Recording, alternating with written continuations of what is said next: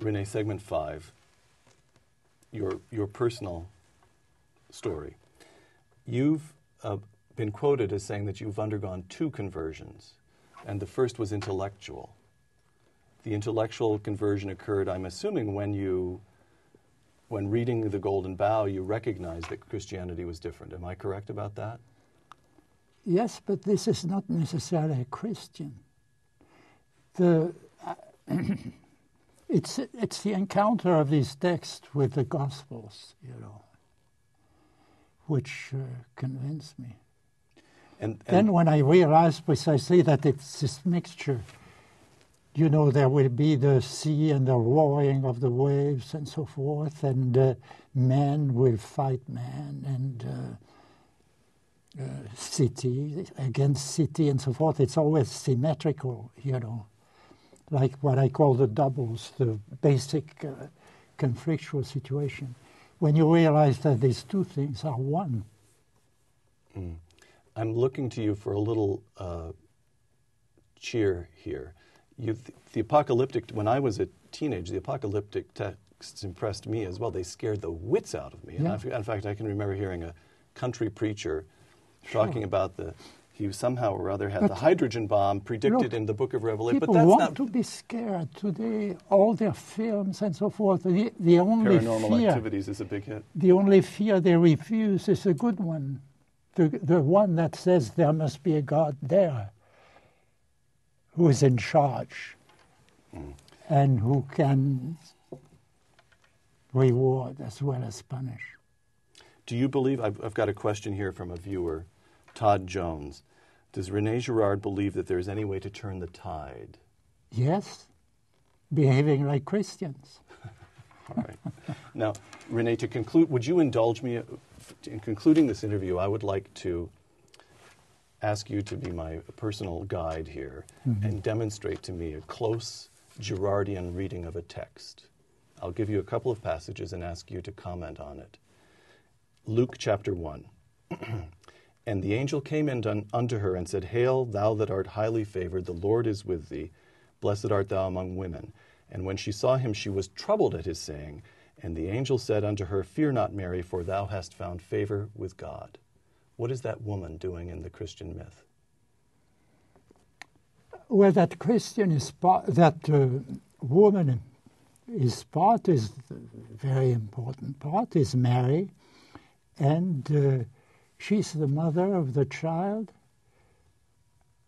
who is Christ and who is the Son of God, who is the presence of God on this earth. Therefore, it's very important.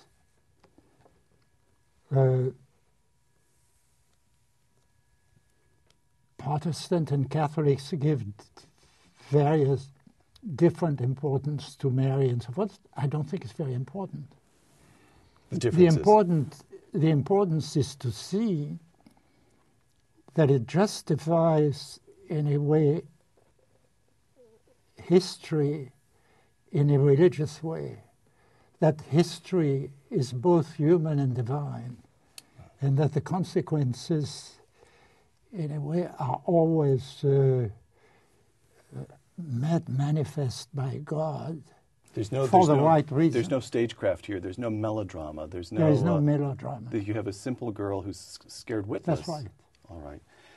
Chapter 2.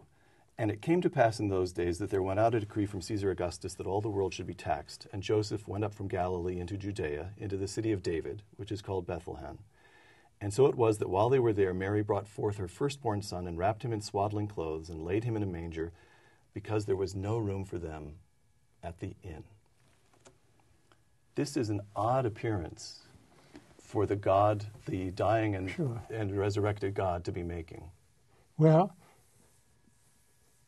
it is the proof and the statement that what is really going on the historical plane has very little to do with the Roman Empire and what was going on in the world in the 2nd century AD.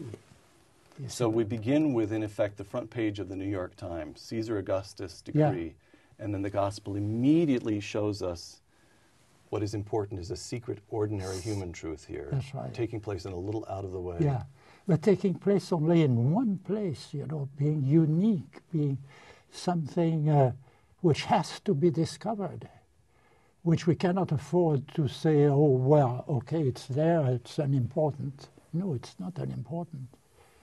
It's destiny and the duty of our life to look for the truth, which is hidden from the point of view of the Roman Empire. Final passage, Luke chapter 2. And there were in the same country shepherds abiding in the field, keeping watch over their flock by night. And lo, the angel of the Lord came upon them, and the glory of the Lord shone round about them. And suddenly there was with the angel a multitude of the heavenly host praising God and saying, Glory to God in the highest, and on earth peace, goodwill toward men. Yeah. Rene, you remember the Second World War. You lived in occupied Paris, the Second World War, 50 million dead, the Holocaust, the tens of millions killed by the communists, all in your lifetime. How do you make sense of, and on earth peace, goodwill toward men? Well, the first sense to make is that most men, and especially the most powerful, were not full of peace and good intentions. And, well, human life is essentially drama. And maybe one thing that churches don't emphasize enough is that human beings like drama. They would like to be part of an immense fight between good and evil and so forth. What these texts say is that in their own way, each one of them is part of that struggle, you know, which I think is very important and very hopeful. The ordinary Christian is not going to read every word of the Girard Reader or every word of your many books.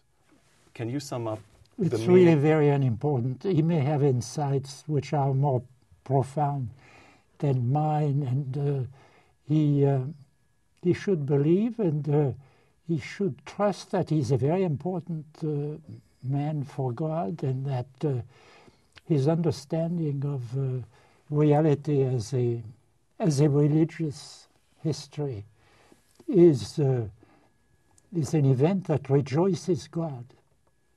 Rene Girard, thank you very much. I should say Joyeux Noël. Joyeux Noël. Merry Christmas. I'm Peter Robinson for Uncommon Knowledge in the Hoover Institution. Thanks for joining us.